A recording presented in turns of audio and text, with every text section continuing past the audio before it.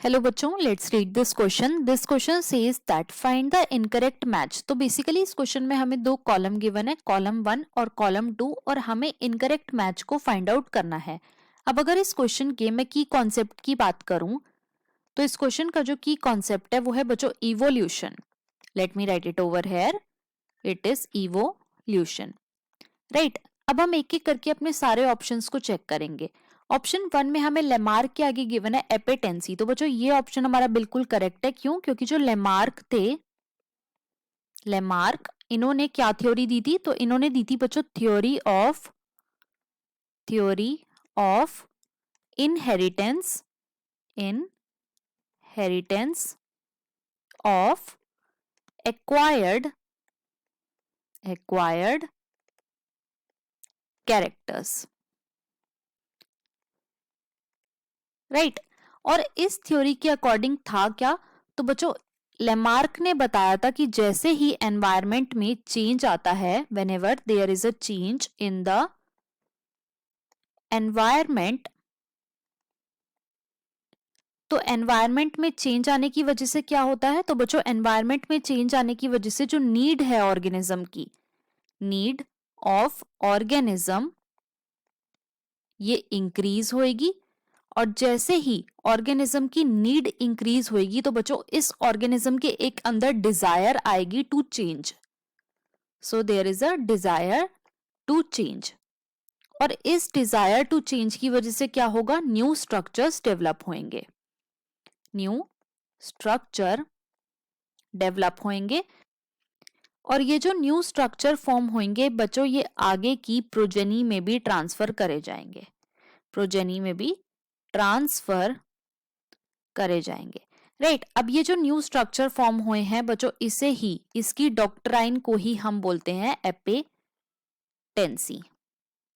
तो इसीलिए जो हमारा फर्स्ट ऑप्शन है वो बिल्कुल करेक्ट हो जाता है। सेकंड में हमें चार्ल्स डार्विन के आगे गिवन है डिसेंट्स विद मॉडिफिकेशन। तो बच्चों ये ऑप्शन भी हमारा बिल्कुल करेक्ट है।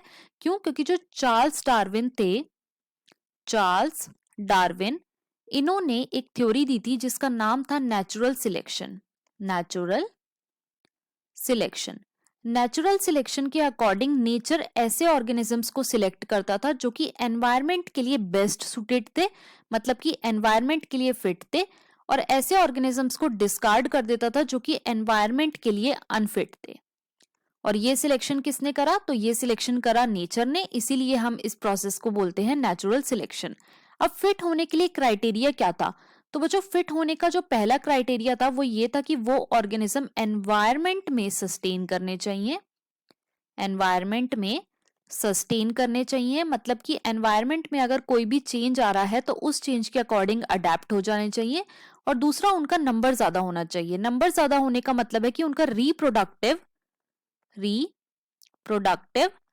पोटेंशियल ज्यादा होना चाहिए, रिप्रोडक्टिव पोटेंशियल ज्यादा होना चाहिए। अगर किसी ऑर्गेनिज्म का रिप्रोडक्टिव पोटेंशियल ज्यादा होगा तो वो ज्यादा से ज्यादा प्रोजेनी को क्रिएट कर पाएगा, और ये जो प्रोजेनी होगी बच्चों, ये अडेप्ट होगी एनवायरनमेंट में जितने भी चेंजेस आ रहे हैं उसके अकॉर्डिंग। तो डिसेंट्स कैसे हुए बच्चों? डिसेंट हुए विद द मॉडिफिकेशन, इसीलिए जो हमारा ऑप्शन नंबर 2 है ये भी बिल्कुल करेक्ट हो जाता है। ऑप्शन 3 में हमें अल्फ्रेड वॉलेस के आगे गिवन है थ्योरी ऑफ पैंजेनेसिस। तो बच्चों ये ऑप्शन हमारा इनकरेक्ट मैच है। क्यों?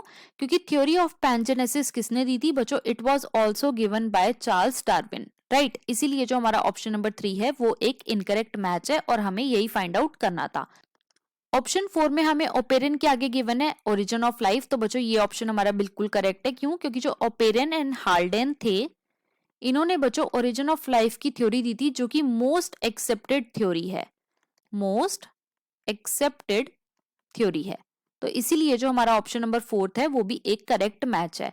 तो इस क्वेश्चन में जो हमारा इनकरेक्ट मैच है वो है ऑप्शन नंबर 3, और हमें वही फाइंड आउट करना था। So the final answer of this question is option number 3। I hope you understood it well. Best of luck.